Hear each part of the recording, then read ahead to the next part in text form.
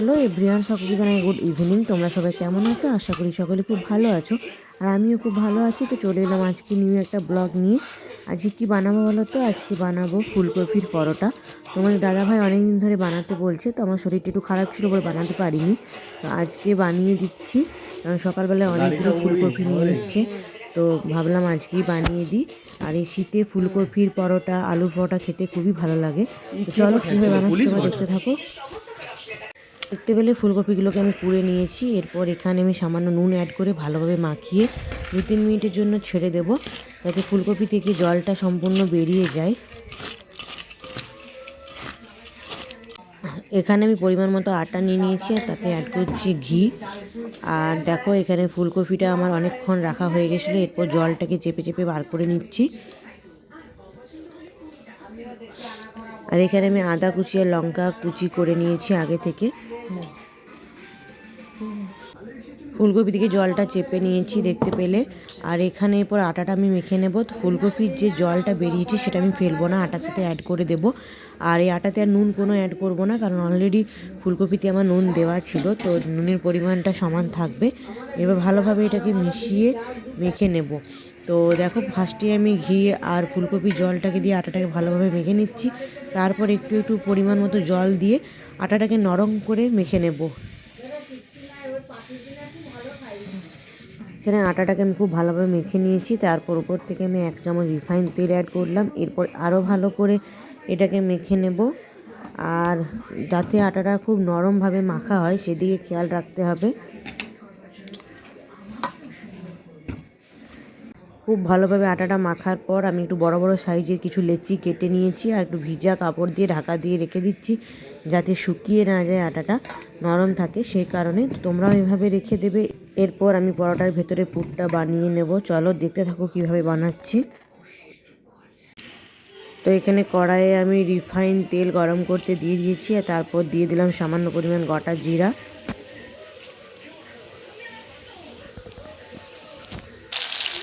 জিরা থেকে একটু মিষ্টি গন্ধ বেরিয়ে এসেছে। এরপর এখানে আমি আগে থেকে কুচিয়ে রাখা লঙ্কা আর আদাটা দিয়ে দিলাম।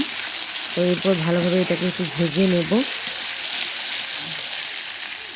আদা আর লঙ্কাটা ভালো করে ভাজা হয়ে গেছে। এরপর এখানে সামান্য পরিমাণ হলুদ গুঁড়ো অ্যাড করলাম। একটু নাড়াচাড়া করে নিয়ে এরপর আগে থেকে যে ফুলকপিটা রেখেছিলাম সেটা অ্যাড করে দেব।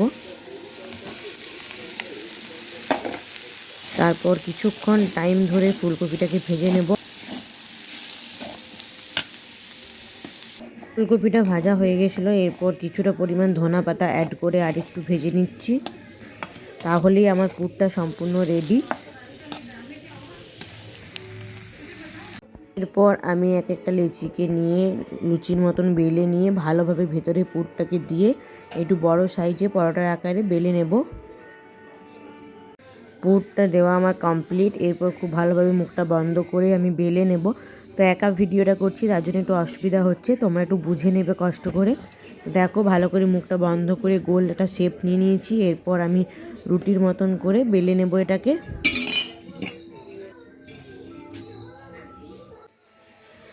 দেখো রুটির আকারে বেলে নিয়েছি। এরপর আমি তাওয়াতে ভালোভাবে এটাকে সেঁকে নেব, দুদিকটা ভালোভাবে লাল করে।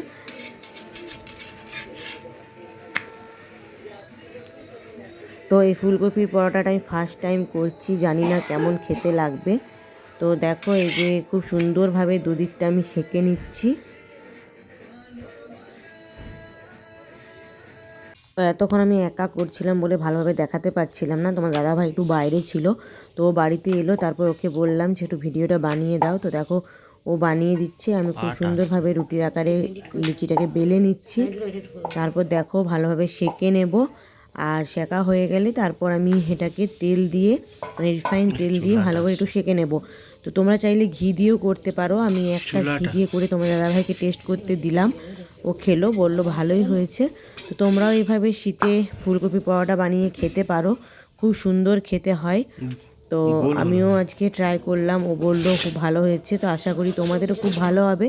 আর ভিডিওটা ভালো লাগলে অবশ্যই একটা লাইক করবে, কমেন্ট করবে, শেয়ার করবে। আর যারা যারা চ্যানেলটাকে সাবস্ক্রাইব করনি তারা অবশ্যই সাবস্ক্রাইব করে নেবে।